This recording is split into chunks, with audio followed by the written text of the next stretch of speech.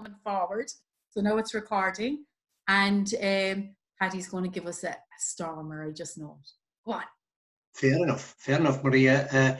You mentioned the Cork yarn spinners there, and I just want to show the people we didn't get to light the candle at all, you see, this month. And 'tis unlikely, I presume, that we'll be lighting it next month either. And what do I miss? I miss the stories. I miss the candle. I miss this. Can you see it? Yeah, I miss that. And so hopefully we'll be back before too long, back beside the candle flame again, telling the stories and keeping everyone happy and enjoying one another's company. And fair play to you for today. It was great crack. I joined in late, and it was great, and you can dip in and out. No, that all reminds me. Hello to all the people, wherever you are around the world. And for the month that's in it, seeing as they didn't allow us to have our pint of Guinness this week, because we can't, because of the yoke. That's the Irish for the coronavirus, by the way, the yoke. The yoke is around, and it's a dangerous yoke, so we have to stay quiet for a while. We had no Patrick's Day parade or a bit, so Maria knows what's coming next. I'm going to tell you a short little story about St. Patrick and a pint of Guinness. Okay? So, fado. And that's not today nor yesterday. St. Patrick was around Ireland trying to make Christians out of heathens. Now, he got a lot of them, but it took him, he started away up in Antrim direction, as you know, up around where Liz is listening in now at the moment, and all the gang up in the north. How are you doing? But anyway, St. Patrick heard that there was a rake of wild, savage heathens down in West Cork. And he decided he better come down and put manners on them and teach them a bit of Christianity.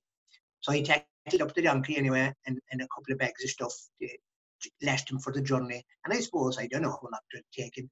There are probably 4 or 5 days, I don't know. Sure, I never travelled to the north on the donkey's back, like, so I don't know. But anyway, eventually he came down to County Cork, and he was on his way down west, down towards Baltimore, where hopefully we'll all be joining together to get the boat out to Cape Clear in a couple of months' time.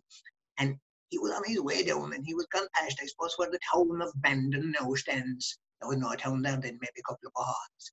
But anyway, he was thirsty. It was a warm day, and the dust was rising, and the donkey was tired as well. And Pat decided, you know what, the best thing I do now before I continue my journey, I stop here. He was coming into a village, probably around where Ballinascarty is now.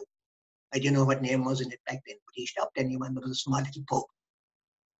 He tied the donkey onto a bush.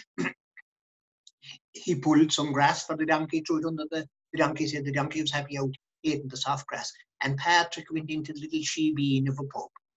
Well, lads, it was the darkest, most miserable, meanest, dirtiest looking pubeen you ever saw in your life, with a little shop counter on one side, like used to be the thing long ago, and in the small little room across the other side was the drinks counter, and the windows were small and they hadn't been washed for a long time.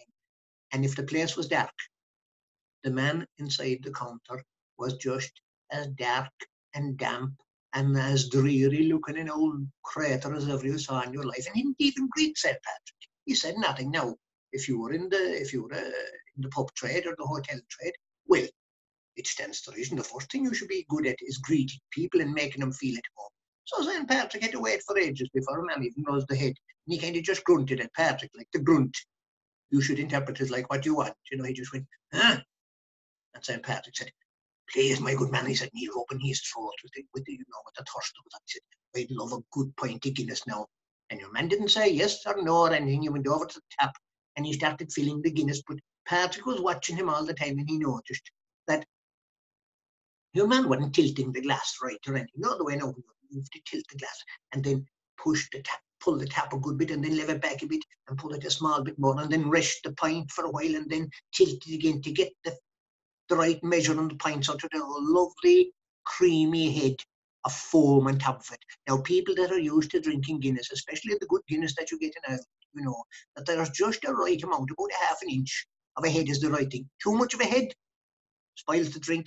Too little of a head, no good. Well, your man had much of the niceties anyway of the filling of a pint. He kind of filled it all for your stash, And he gave it a small rest, all right, and then he topped it up fast, and he slapped it down hard on the counter in front of St. Patrick. And Lord God, there was about 1.5 inches of froth on top of it. And top of that, then when you looked into the top of it, there was volcanoes of bubbles in the top of it, and they were bursting and bubbling. It was the worst looking pint St. Patrick ever saw in his life.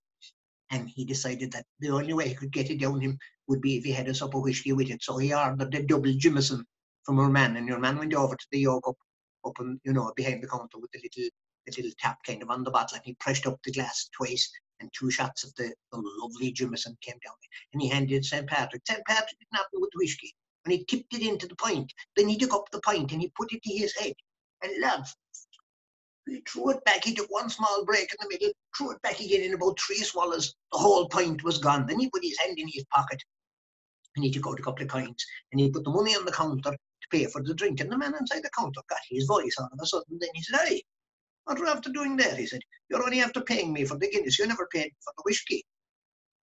Listen, my good man, says St. Patrick. You're not doing right in your business here at all. You're wronging the people. You're giving them the wrong measure of pints with all that froth on top of them. If the pint was filled right, there'd be no room in it for the whiskey. You're doing bad business here. In fact, Sir St. Patrick, I'll go so far as to say that you are fattening the devil. What do you mean I'm fattening the devil, says you? What are you talking about, fattening the devil? The bad measure that you're giving here, he said, the bad work that you're doing is the devil's work, and you're fattening him. I don't understand. I'll show you what I mean, says St. Patrick. Come over here. And they went over to the side of the room.